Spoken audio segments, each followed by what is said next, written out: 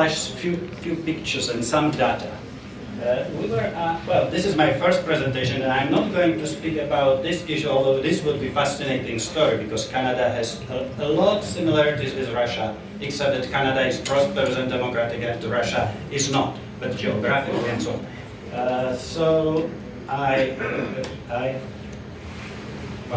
I changed. I made a second presentation. This is it. We were asked basically to answer the question: can the 41 new independent states become strong democracies, and integrate into global economic market? It's a dual question, two questions. Strong democracies. Well, a simple, honest answer is that hardly. It will be extremely difficult to build democracies, strong democracies, on the ruins of Russian Empire. Only with major effort and strong international support it can succeed. But it's 100% guaranteed that continuation of Russian Empire will be undemocratic, oppressive, anti-Western, corruption spreading, and wars waging state. Therefore, it is worth trying to build democracies among the 41, or how many of them will eventually emerge and survive. Because it's easier to establish a new state, it's pretty difficult to sustain it and to make it successful. Now, why hardly? We have a real-life experience from a transformation of post-communistic and post-Soviet states.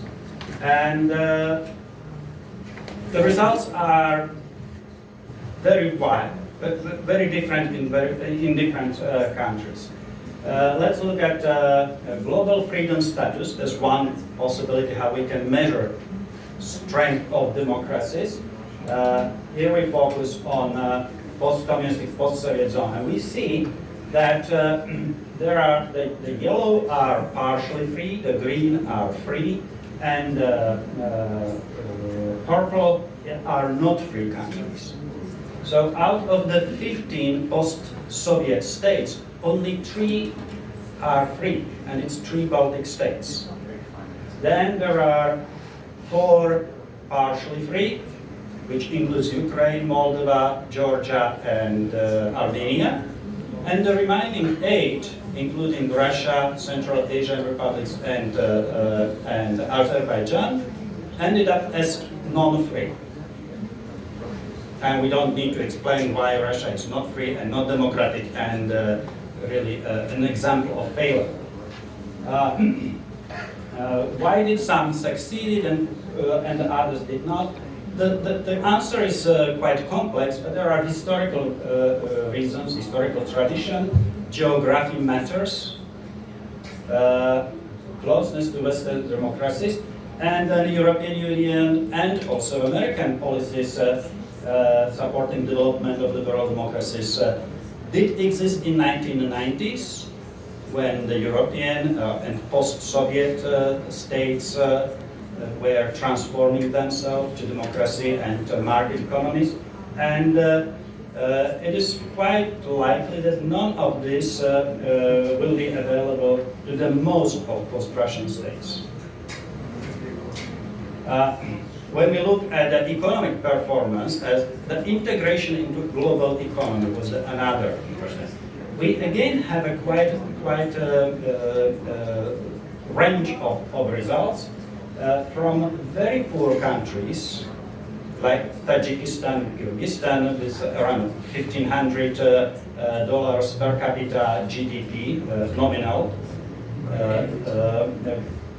Through Ukraine is around 5,500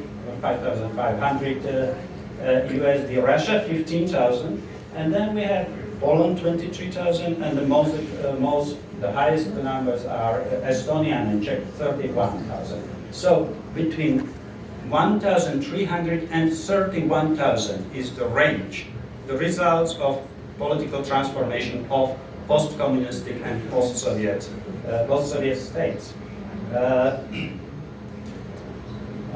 Why?